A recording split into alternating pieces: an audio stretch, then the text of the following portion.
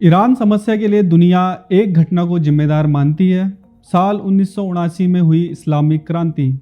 शाह भाग गया और एक धर्मगुरु अयतुल्ला खुमैनी सत्ता में आया। सबने इसे जनता की जीत कहा, लेकिन क्या ये जीत थी या फिर पर्दे के पीछे एक और ताकत ये सब कंट्रोल कर रही थी?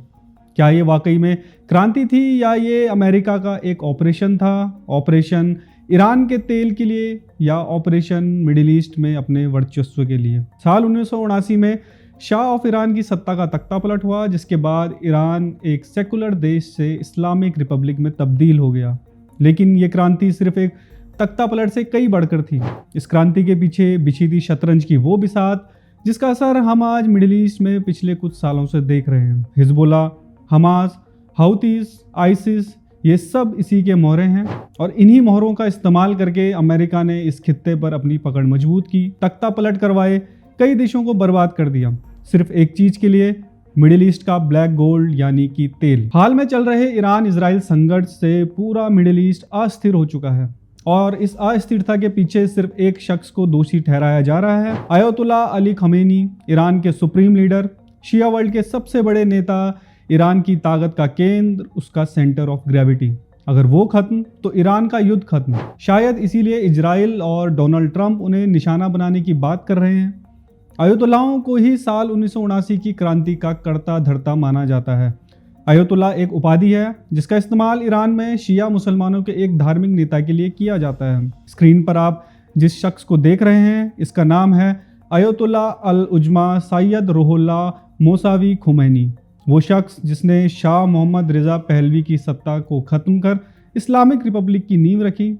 लेकिन सवाल ये है, खुमैनी को इतनी ताकत मिली कहाँ से? क्या पश्चिम से, खासकर फ्रांस? ऐसा इसलिए क्योंकि खुमैनी फ्रांस में ही बैठकर शाह के खिलाफ भड़काऊ बयान दे रहा था, ईरानियों को एकजुट कर रहा था और ईरान में क्रांति की योजना बना रहा था। फ्रांस में खुमैनी एक आलीशान हवेली में रहते थे, लेकिन पश्चिम जो डेमोक्रेसी और सेकुलरिज्म का झंडा उठाए रहता है, उसने एक रूढ़िवादी शिया धर्मगुरु को पनाह क्यों दी? वो भी तब जब खुमैनी अमेरिका के दोस्त शाह ऑफ ईरान का सबसे बड़ा दुश्मन था। इसे समझने के लिए हमें इतिहास में थोड़ा पीछे चलना होगा। दूसरे विश्व युद्ध के बाद कोल्ड वॉर शुरू हो चुका था और दुनिया के हर कोने में अमेरिका और सोवियत संघ अपने वर्चस्व को स्थापित करने की लड़ाई लड़ रहे थे। ईरान में प्रधानमंत्री मोहम्मद मोसादेक की सरकार थी और ईरान में तेल भी था।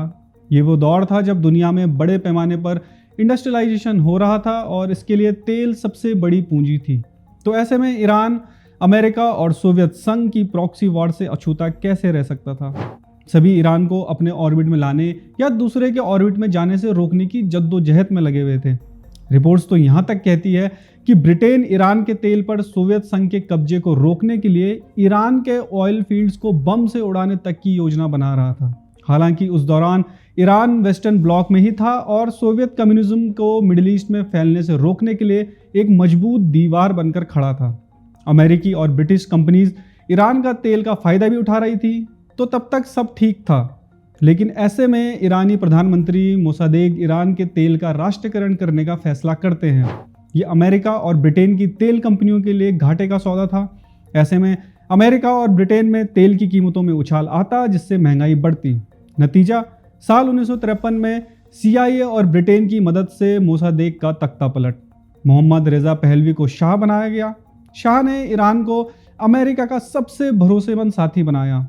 उन्होंने साल 1963 में व्हाइट रिवॉल्यूशन शुरू किया। जमीन सुधार, महिलाओं को वोट का अधिकार, स्कूल, सड़कें। 1959 से 1972 तक ईरान की औसत विकास दर 9.8% थी। लेकिन ये सुधार सभी को पसंद नहीं आए, खासकर धर्मगुरुओं को और बड़े बड़े लैंड होल्डर्स को। उनके लिए लैंड रिफॉर्म्स उनकी अपनी आय पर अतिक्रमण था। धर्मगुरुओं के लिए महिलाओं के मताधिकार का विस्तार इस्लामी मूल्यों पर हमला था। साल 1963 में अयतुल्ला खुमैनी इस विरोध की आवाज बने। उन्होंने शाह को अमेरिका और इजराइल की कठपुतली बताया। नतीजा, खुमैनी को ईरान से निकाल दिया गया। वह पहले इराक गए, फिर तुर्की और लास्ट में फ्रांस पहुंचे। खुमैनी तो देश छोड़कर चले गए थे, लेकिन शाह के खिलाफ विद्रोह का बीज बोकर। हालांकि शाह और अमेरिका के बीच तब तक सब ठीक चल रहा था, लेकिन फिर साल 1973 में आया तेल संकट। योम किपुर युद्ध में अमेरिका ने इजराइल का साथ दिया। जवाब में अरब देशों ने तेल पर एम्बार्गो लगा दिया। तेल की कीमतें आसमान छूने लगी। ईरान में मॉडर्नाइजेशन को बढ़ाने के लिए शाह को पैसे चाहिए थे, तो उन्होंने भी तेल के दाम बढ़ाए, जो अमेरिका को नागवार गुजरा। CIA की लीक रिपोर्ट्स बताती हैं कि 1974 से ही अमेरिका ने शाह को कमजोर करने की साजिश शुरू कर दी थी। ईरान में मोसदेक वाली कहानी रिपीट हो रही थी। तेल के लिए अमेरिका ने सऊदी अरब की तरफ रुख मोड़ा। साल 1974 में हेनरी किसिंजर ने सऊदी के साथ पेट्रो डॉलर डील की।